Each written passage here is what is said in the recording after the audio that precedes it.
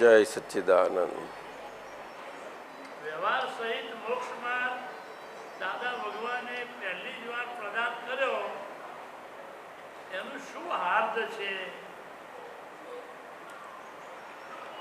દાદા ભગવાને વ્યવહાર સહિત મોક્ષ માર્ગ આખો પ્રદાન કર્યો, ખુલ્લો કર્યો આ કાળમાં.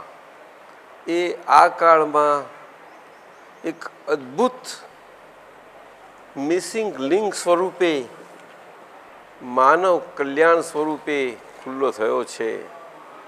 તેનું હાર્દ એ છે કે મનુષ્ય માત્ર, માનવ માત્ર પોતાનું જીવન, વ્યવહાર જીવન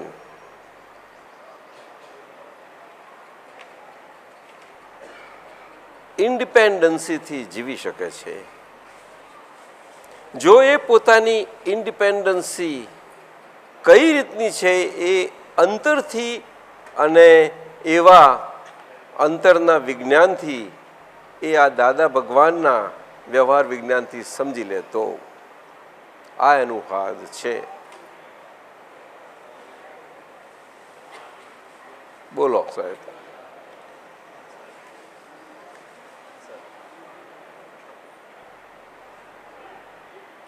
અને આમાં આખું વ્યવહાર વિજ્ઞાન સંપૂર્ણપણે જીવન, મનુષ્ય માનવ જીવન સંબંધી, માનવ જીવનના બધા જ પાસાઓ સ્પર્શતા, બધી જ પરિસ્થિતિઓ, બધી જ સમસ્યાઓ હલ થઈ શકે તેવી રીતે અંતરમાં ઘણી સારી રીતે એ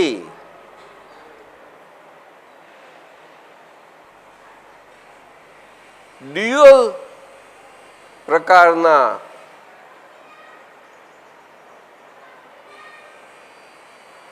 રિલેટિવ અર્થાત વ્યવહારના લિવિંગના પ્રકારોમાં પણ પોતે એક યુનિલેટરલ શાંતિ અનુભવી શકે છે. એ શક્ય છે. આ નથી, એ અદ્ભુત હાર્દ છે આ વિજ્ઞાનનું. વ્યવહાર સાથે મોક્ષ, મોક્ષનો અર્થ એક જ છે કે શરીર સાથે આંતરજીવન, મુક્તિથી જીવવું. શરીરના બંધનોના પ્રકારોમાં પણ, બંધનોના પ્રકારોની અસરની અવસ્થાઓમાં પણ એ પોતે એ મુક્તિનું સુખ ચાખી શકે એવું આ વ્યવહાર વિજ્ઞાન છે. એ એનું અદ્ભુત હાર્દ છે. અદ્ભુત આકારના વિશે દાદા ભગવાનથી આ ખુલ્લું થયું છે. બોલો અમીન સાહેબ, શું આગળ પૂછવું છે કહો.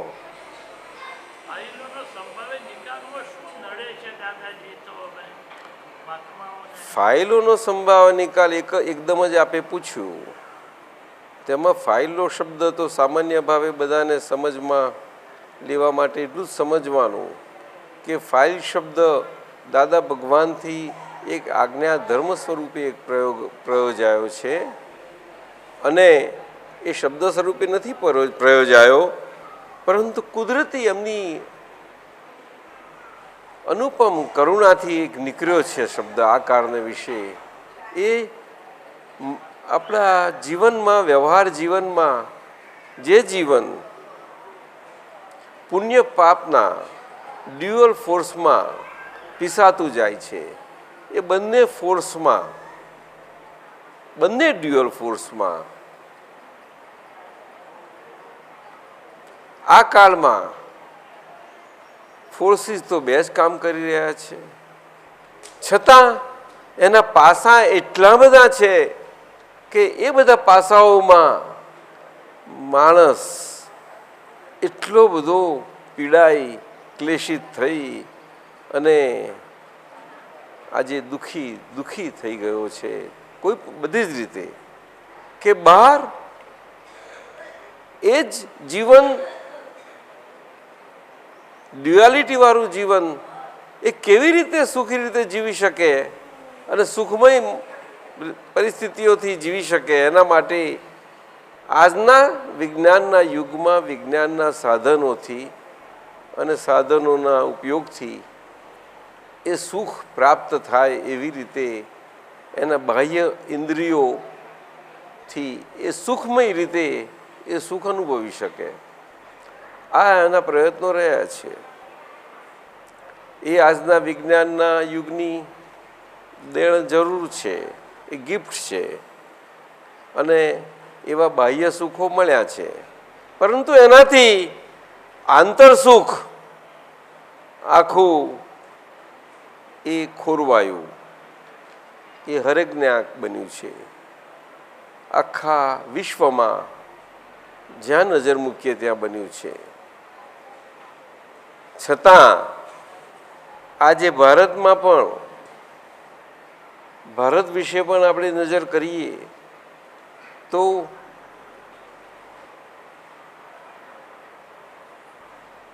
તટસ્થ રીતે જોતા તો એટલી અસર નથી પડી જે વિશ્વમાં પડી છે છતાં વૈશ્વિક અસરમાં તો આવ્યું જ છે એમાં ના પાડી શકાય એમ છે નહીં અને એ અસરોને કારણે આજે આ ફાઇલ શબ્દ દાદા ભગવાનથી અદ્ભુત જે પ્રયોજ્યો છે તે ભલે આજ્ઞાધર્મથી છે છતાં પણ સામાન્ય માનવને એ જીવનમાં પોતાના જીવનના પ્રસંગો કોઈ પણ પરિસ્થિતિઓ અને પરિસ્થિતિઓની અવસ્થાઓ અને એમાં એને કેવી રીતે ડીલિંગ કરવાનું હોય એ ડીલિંગ કરવામાં સમભાવે નિકાલ એટલે કે કોઈ પણ એને અંતરમાં પઝલ થયું ઊભું થયું હોય કોઈ પણ સમસ્યા ઊભી થાય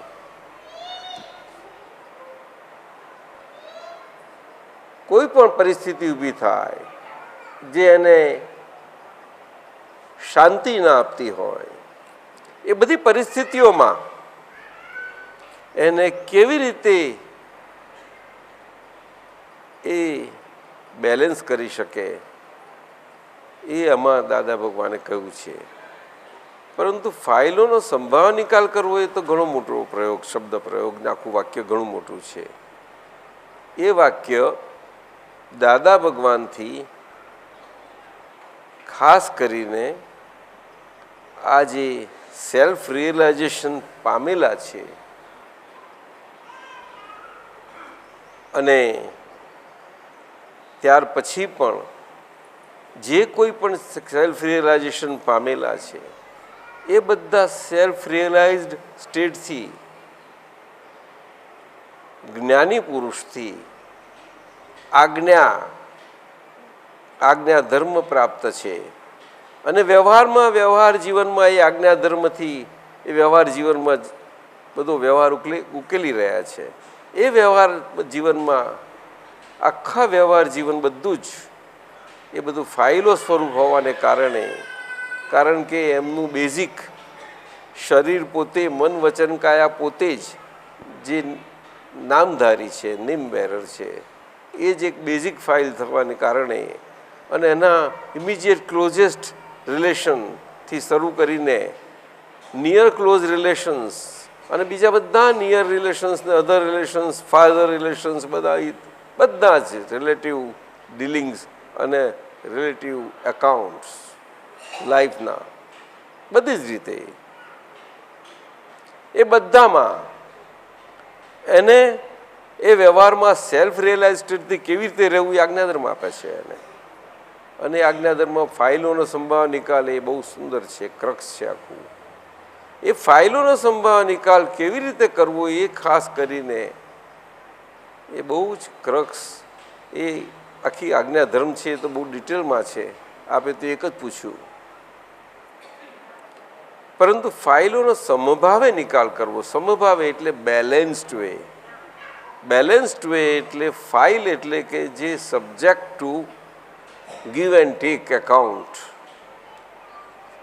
ફાઇલ એટલે રિલેટિવ એકાઉન્ટેબિલિટી, એટલે એની આપણા પોતાની દરેકની કોઈ પણ પ્રકારની રિલેટિવ એકાઉન્ટેબિલિટી પોતાની ઇન્ડિવિજ્યુઅલી ઇન્ટરનલી હોય કે એક્સટર્નલી ઘરના સંબંધથી હોય, નિકટમાં નિકટના સંબંધથી હોય કે એના નજીકના સંબંધોથી હોય, વ્યવહારમાં બિઝનેસના સંબંધોથી હોય, દૂરના સંબંધોથી હોય, કોઈ પણ પ્રકારના સંબંધથી હોય, એ બધા ફાઇલો છે. એ એકાઉન્ટેબિલિટી છે, આખી ગીવ એન્ડ ટેકના પ્રકારની છે.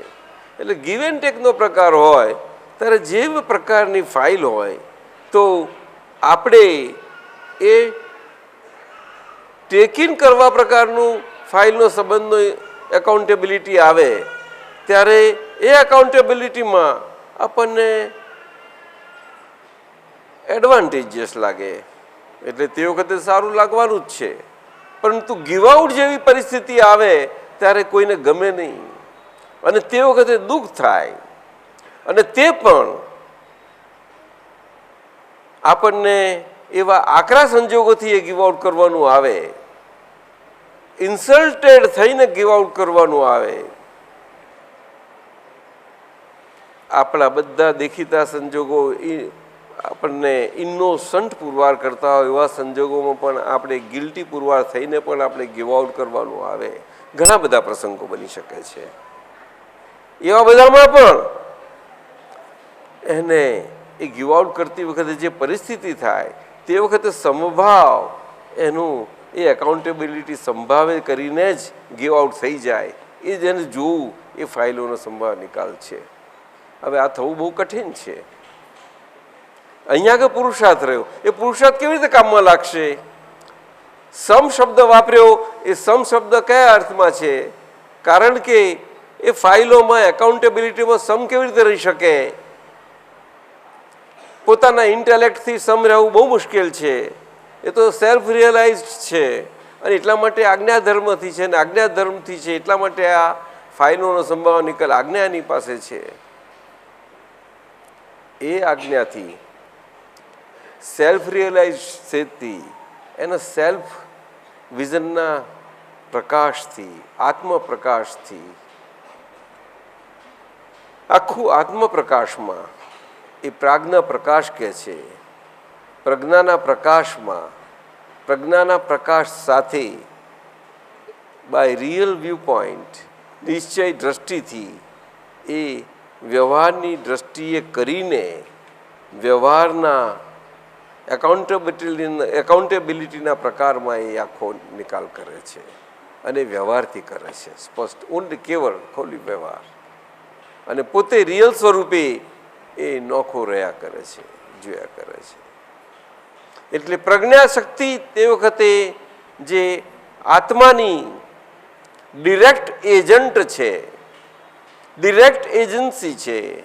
શક્તિ એટલે power, power agency, immediate agency જે ઓપન થયેલી, જે આખો પાવર આત્મામાં એબ્સોલ્યુટિસમાં રિઝલ્ટ આઉટ થઈ જાય, એવી એ પ્રજ્ઞાશક્તિ સ્વરૂપે જ કામ કરે છે. અને રિલેટિવ વ્યૂ પોઈન્ટથી આખો ફાઇલોના સંભાવ નિકાલમાં રહે છે. એ રિલેટિવ વ્યૂ પોઈન્ટથી તે વખત તેમાં જ રહે છે, તો જ એ સંભાવ નિકાલ થાય. અહીંયા આગળ આ પુરુષાર્થની જાગૃતિ કહેવાય છે. આ સેલ્ફ રિયલાઇઝડ સ્ટેટ છે આખું, અને આજ્ઞાધર્મ છે. આ પુરુષાર્થ છે. પુરુષ સ્વભાવ પ્રાપ્ત થયા પછી, પુરુષ સ્વભાવથી, એટલે પુરુષ સ્વભાવથી જ ફાઇલોનો સંભાવ નિકાલ શક્ય છે. પુરુષ સ્વભાવથી વ્યવહારમાં ફાઇલોનો સંભાવ નિકાલ શક્ય છે. પુરુષ સ્વભાવની હાજરી વગર એ ફાઇલોનો સંભાવ નિકાલ વ્યવહારમાં શક્ય નથી જ. પુરુષ સ્વભાવની હાજરી પ્રત્યક્ષ જરૂર છે. પ્રત્યક્ષ. તે વખતે હાજરીના પ્રકારમાં જેટલો ફરક પડે એટલો ફાઇલોના સંભાવ નિકાલમાં પ્રકારમાં ફરક પડશે જ. બસ એ જવાબ છે. બરોબર છે અમીન સાહેબ? બોલો. હા બોલો સાહેબ. હા ના, શુદ્ધાત્મા નિશ્ચય દ્રષ્ટિ હંમેશા શુદ્ધાત્માની. પુરુષ એ પુરુષ સ્વભાવ છે. નિશ્ચય દ્રષ્ટિ એટલે પરમેનન્ટ, અવિનાશી, કાયમની. અને વ્યવહાર દ્રષ્ટિ એટલે ટેમ્પરરી, વિનાશી અને વ્યવહાર પૂરતી. એ ઉદય સ્વરૂપ હોય. ઉદય આવી અને એ વિનાશ થઈ જાય. એ બધી વ્યવહાર દ્રષ્ટિ છે. આખી વ્યવહાર દ્રષ્ટિ એ આખી ઇફેક્ટ સ્વરૂપે હોય છે. અને ઇફેક્ટ માત્ર ટેમ્પરરી હોય અને એ ફેઝ આઉટ થયા વગર રહે જ નહીં. ઇફેક્ટનો સ્વભાવ જ હોય કે ઇફેક્ટ ફેઝ આઉટ થઈ જ જાય. ફેઝ આઉટ થઈ જાય એટલે જે કોઝિસ એક્યુમ્યુલેટ થયા હતા એ કોઝિસ એક્યુમ્યુલેટ થયેલા ડિસ્પેન્સ આઉટ થઈ જાય. એ ઇફેક્ટિવ સ્વરૂપે ઇફેક્ટિવલી ડિસ્પેક્ટ આઉટ થઈ જાય. એટલે ઇફેક્ટ આપીને ડિસ્પેક્ટ આઉટ થઈ જાય. એ એનો સ્વભાવ છે. એ વ્યવહાર આખો. જી હા.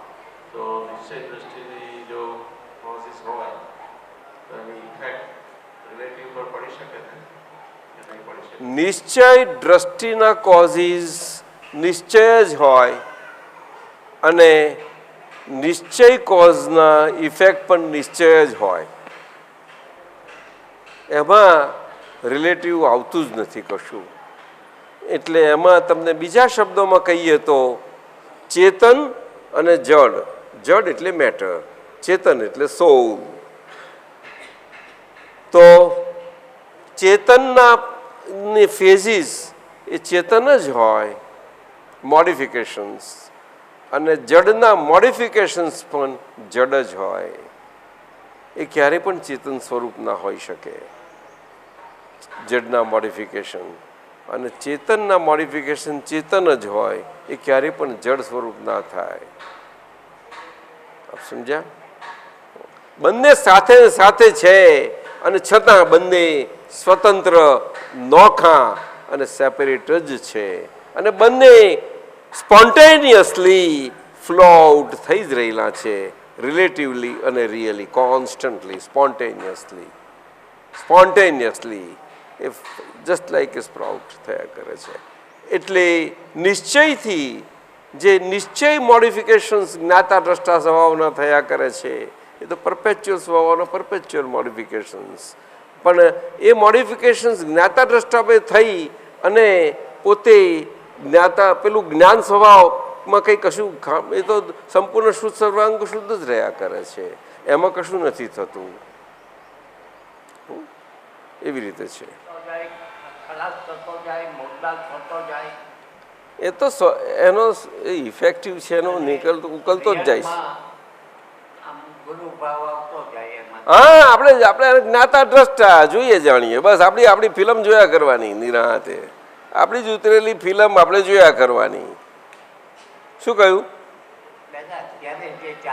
હા,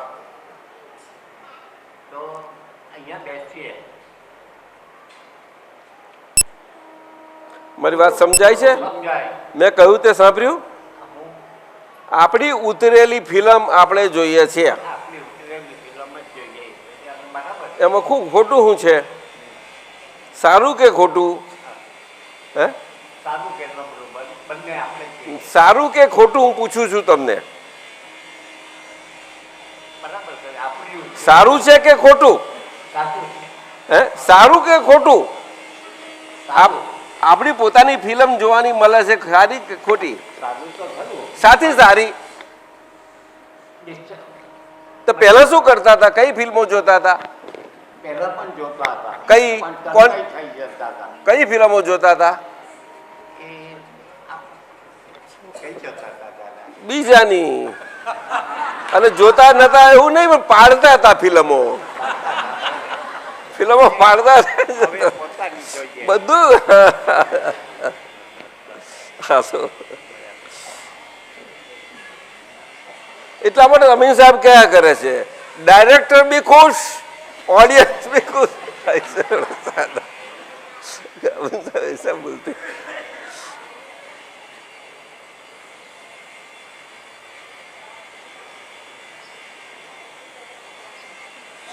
પણ આમાં તો એક્ટિંગ એટલું સરસ થવું જોઈએ કે ડાયરેક્ટર, ઓડિયન્સ બધા ખુશ થઈ જવા જોઈએ. આ પ્રતિષ્ઠિત આત્મા પાછું ઓડિયન્સમાં જ છે, પાછું એવું ને હોય, બધું જ છે જોડે ને જોડે. ફરીથી દાદા હવે મૂળ વાત પર પાછો આવું.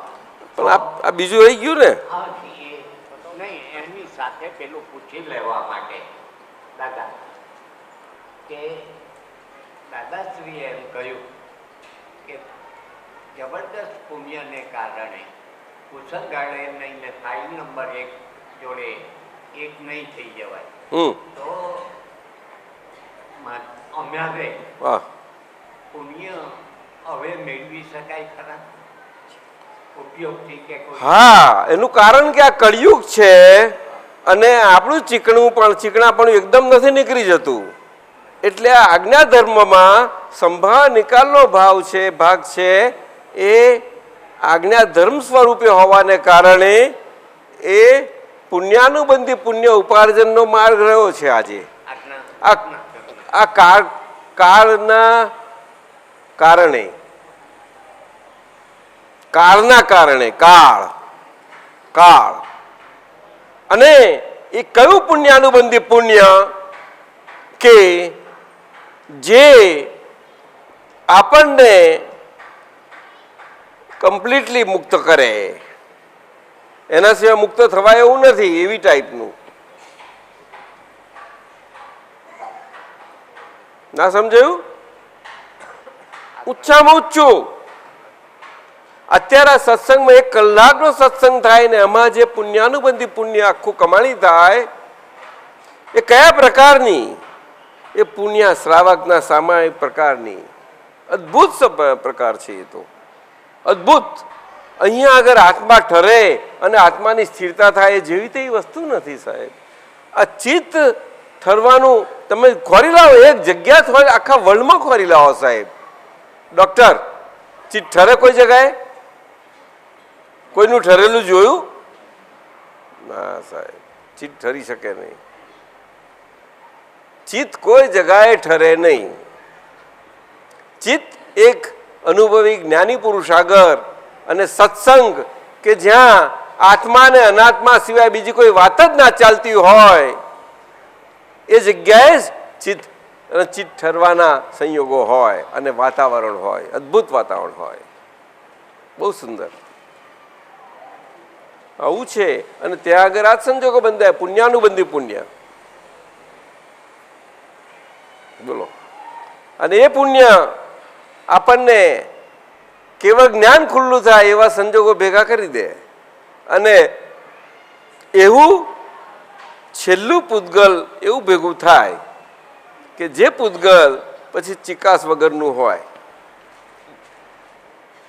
બહુ ઓછી, સહેજા સહેજ નીકળી જાય. અત્યારે આપણે આ ઘસ ઘસ કરીને કહે છે જતું ના હોય તો પણ એટલી પેલું નીકળી જાય.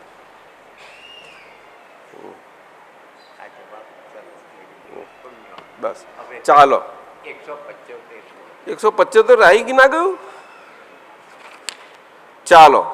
દાદાની આ વિતરાગ થિયરીમાં ઈ એટલે અકર્તા શુદ્ધાત્માની અનંત શક્તિ, MC² એટલે જ્ઞાતા દ્રષ્ટા ભાવના રિવોલ્યુશનથી જે જ્ઞેયો દ્રશ્યોની જ્ઞેયો દ્રશ્યો એટલે એમની અવસ્થાઓમાં પણ દ્રવ્ય સ્વરૂપે સંપૂર્ણ શુદ્ધ સર્વાંગ શુદ્ધ રહે તે શુદ્ધાત્મા એ દ્રવ્ય માસ ના હોય, એ દ્રવ્ય માસ એટલે કે મેટર છે એવી રીતે દ્રવ્ય ના હોય, છતાં એ દ્રવ્ય છે, મૂળ અમૂર્ત સ્વરૂપે દ્રવ્ય છે. મેટર મૂર્ત દ્રવ્ય છે અને શુદ્ધાત્મા અમૂર્ત દ્રવ્ય છે. શું કહ્યું?